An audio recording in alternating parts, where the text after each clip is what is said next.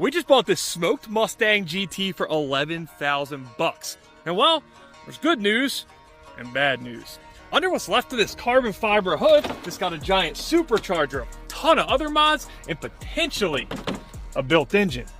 But on the other hand, it runs. And in this one very specific scenario, that is real bad. You see, the salvage auction was nice enough to give us a video of it running in the auction listing. Clearly shot by the guy from Cloverfield, but that's not really the point here. And it actually sounds great, given the condition.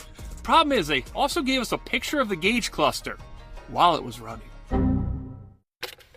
Now, I don't know much, but I do know that engines are generally happier when they have oil in them.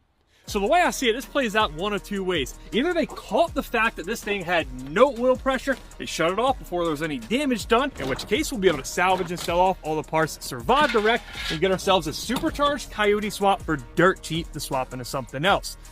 Or they let it run long enough with no oil in it that the engine seized up, and then we'll pretty much just have an $11,000 paperweight. Now, the way we usually do this whole thing is we'll start taking apart the body and the interior and see how much of our investment we can recoup, and then we'll get to our engine and see if the whole deal was worth it. But given that on this one, we've got what I guess we can consider extenuating circumstances, I think our first order of business is figuring out what broke and let all our oil out.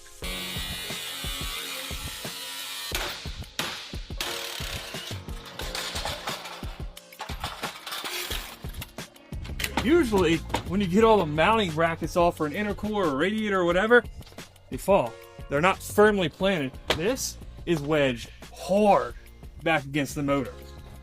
Now, I was originally thinking we had to leave the intercooler there to start it, but this is the way this intercooler pipe was when they started at the auction, so I guess after all, we do not need an intercooler to start it.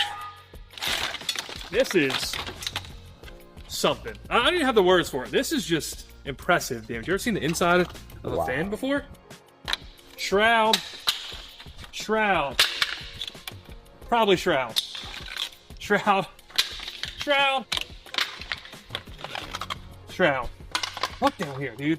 Look at all this. This is, usually you want to avoid getting cars that are hit so heavily in the front like this because it just screams engine damage. But again, on this one, big yellow thing, skinny, that got me, so here we are. Wow. Yeah, well, that was a lot of junk out of the way, but I don't see any real physical damage to the engine. And the blower bracket does look a little bent. The real concern here was that when all that stuff was in place, the radiator, the intercooler,